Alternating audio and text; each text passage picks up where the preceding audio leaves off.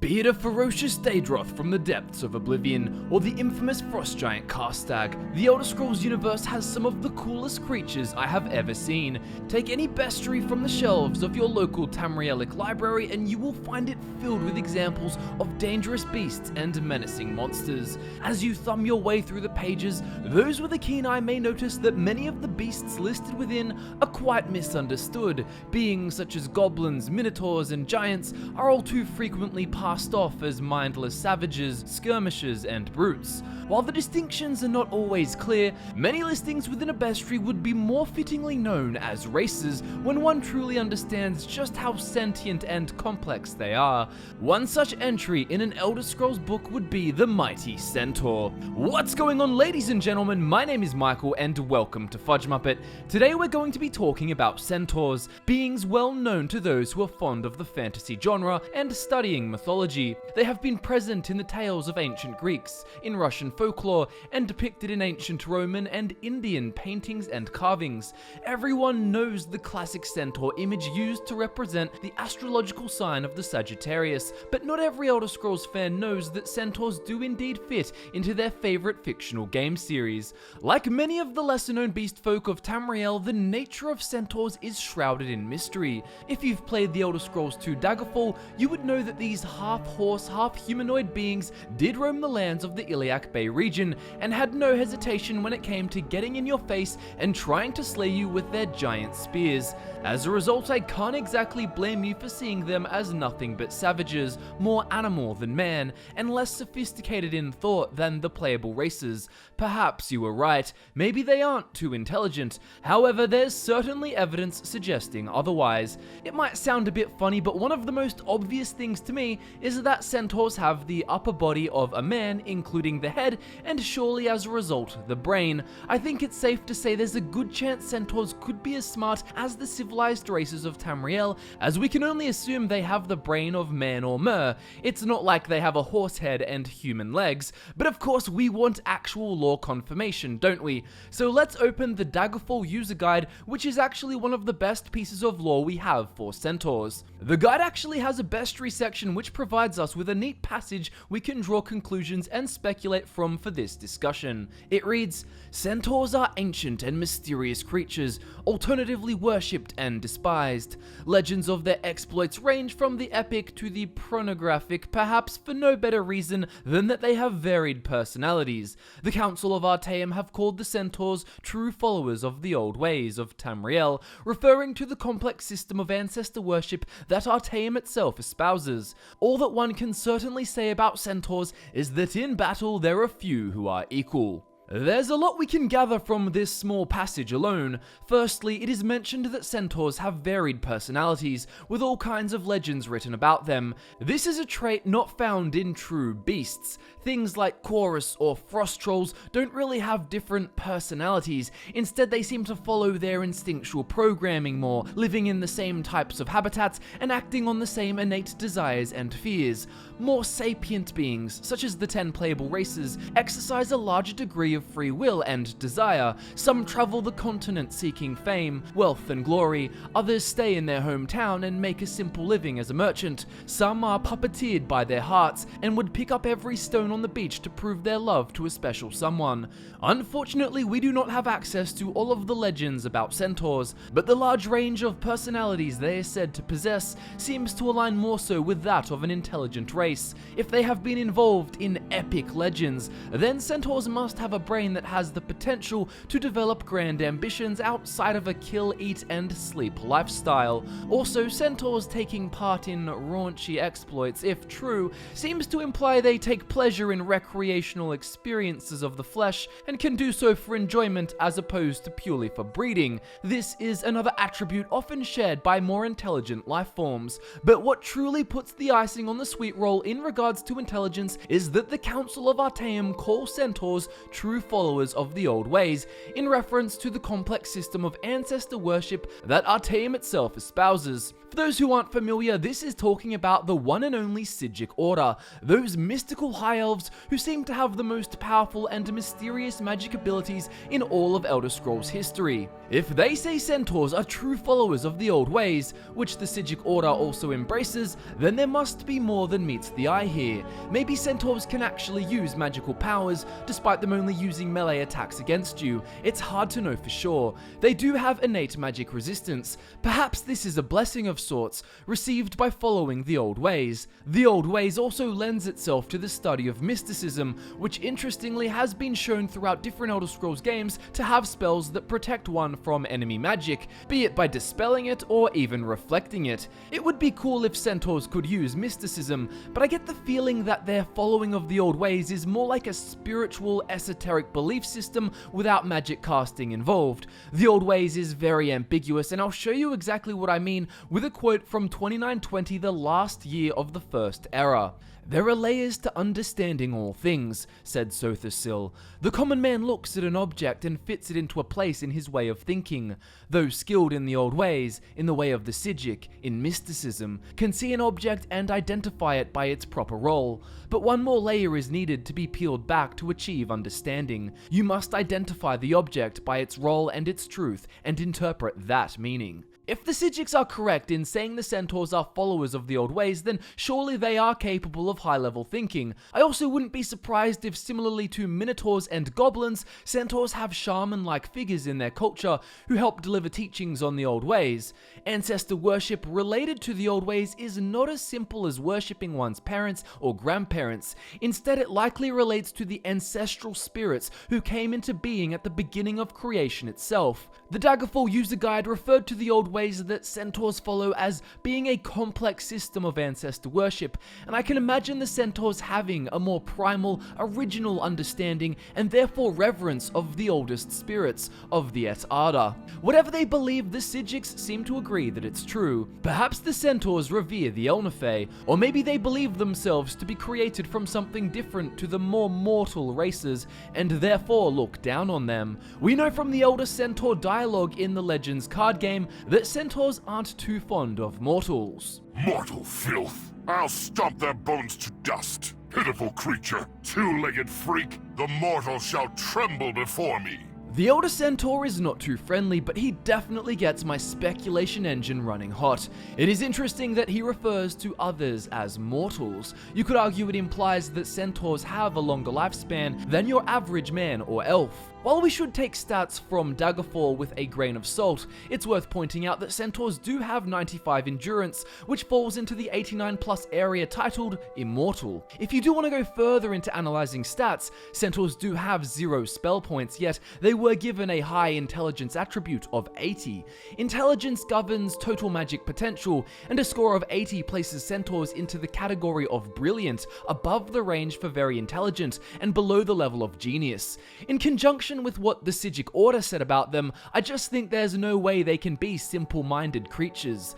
Unlike the willpower attribute, which affects magic school skills, and Centaurs score low in it, skills related to the intelligence attribute only involve medical, lockpicking, and learning languages. We've established some Centaurs have been able to learn Tamrielic, and I say learn because Centaurs actually have their own language too, Centaurian. It's taught by the resolution of Zen, and if you learn it, you'll have the potential to pacify hostile Centaurs by somehow convincing them not to attack you. Perhaps some of them will simply respect you too much to put up a fight after you show you have dedicated enough time to speak their tongue. Little is known about Centaurs' origins, but there's a small possibility that they have an element of Daedric influence in their very being, while not being Daedra themselves, at least from what we can tell. Centaurs would fit into the theme of Hircine quite well. Hircine is the father of man-beasts, and as we can clearly see, a Centaur is half beast, half man, or elf, depending on the interpretation. The Legends card art shows ears that look more elvish to me. Another title of Hircine's is Half the Conscience of Man, which again goes really well with the hybrid concept of Centaurs, as well as the idea that the race may be semi-civilized, or at least they seem to be different to mortals in the way that they speak and how hostile they are. Perhaps they are as smart as man or mer, but have an insatiable desire to hunt, causing them to be hostile hostile to all mortals who, at least going by the Elder Centaur dialogue, they don't like. Hircine respects a great hunter, and to quote the Daggerfall user guide, "All that one can certainly say about centaurs is that in battle there are few who are equal." I'm sure Hircine would be quite impressed with them, especially if they could gallop vertically up mountains Skyrim horse style to hunt prey. Centaurs may not be cursed like a man with lycanthropy is, so they're half man half beast in a totally different way, but they're still an impressive creation to be marveled. I'd also add that Hircine, master of beasts, is frequently depicted with a spear, be it the spear of bitter mercy or the spear of the hunter. Centaurs also opt for spears as their weapon of choice, seen in both Daggerfall and the Legends card art. The Legends card also features a bow with arrows, another favorite weapon of hunters. It may not be hugely significant, but it's also interesting that aside from roaming the hills outside, centaurs in Daggerfall are also found inside, such as in a dungeon you're sent to that is also filled with werebeasts. So maybe centaurs were created from Hircine worshippers long ago, in some kind of magical event, in the same way harpies are said to have been a creature made from a group of Daedra worshipping women until they were cursed and forever changed into a new species. If Hircine was somehow involved in creating centaurs, he wouldn't be the only Daedric prince to play with the concept either. We've all seen Mephal's spider Daedra with their humanoid female upper bodies and arachnid abdomens. I just feel like a being that is so segmented into two distinct halves from two separate species must have some kind of unique origin story, right? However, I still think the Daedric influence theory seems to be the less likely option.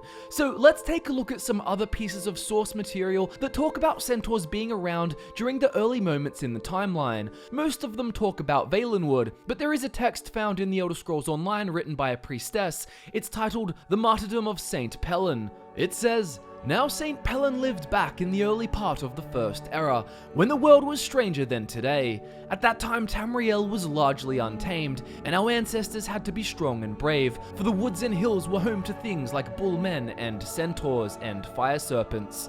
Centaurs are clearly adaptable beings, having been said to have existed in many provinces with different climates and terrains. Let's now focus on the province of Valenwood. According to the Pocket Guide to the Empire, 1st edition Old Merry Dominion, centaurs are one of the beast folk, including orcs and Imgar, who share the forests with Bosma tribes and have claimed many of the human trading posts once established by the Second Empire. Remember that while orcs sharing the forests with Bosma may sound odd, it is referring to wood orcs who certainly did live in Valenwood. The Pocket Guide to the Empire 3rd edition Valenwood puts forth the idea that centaurs have actually been there before the Wood Elves.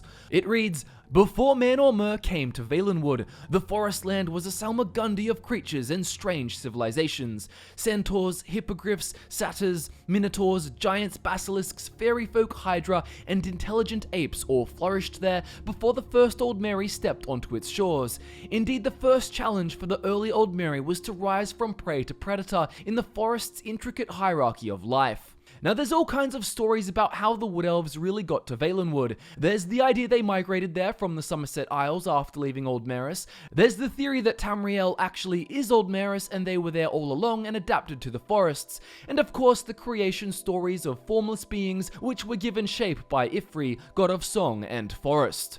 Maybe the centaurs were formed from the ooze, the same formless chaos the Bosma believe Ifri made them from. If you look at the Elder Centaur Legends card, he definitely doesn't look like an Imperial or a Nord with those pointy ears, so centaurs could be almost like wood elves who for some mysterious reason were trapped between beast and mer when the chaotic shapeshifting of the Dawn Era was brought to an end. Maybe centaurs were wood elves involved in some minor or obscure violation of the Green Pact, and so they were cursed with this new form, forever stricken from the story of Tamriel. Those of you familiar with wood elves would know of the Wild Hunt, the magical trait all Bosma possess. They can return to the chaos of the Dawn Era, being the supernatural feral beasts they once were. It is said that when Bosma invoke the Wild Hunt, it even causes animals to morph as well. Beasts are said to have transformed into beings that are part animal, part plant. In fact, one account on the nature of the Wild Hunt says, "Every monster in the world that has ever been comes from a previous hunt. Could it be that Centaurs came from a previous hunt?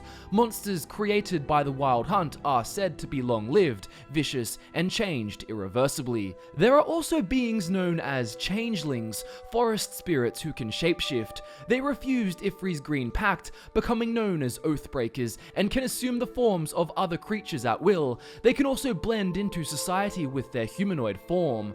Overall, it would not surprise me if Centaurs fit in somewhere amongst all of this chaotic shapeshifting magic, some kind of creation caused while Mer were morphing uncontrollably into different beast forms. Whatever the truth is, the idea that Centaurs have always existed in Valenwood aligns well with the Daggerfall guide that refers to the Centaurs as ancient beings.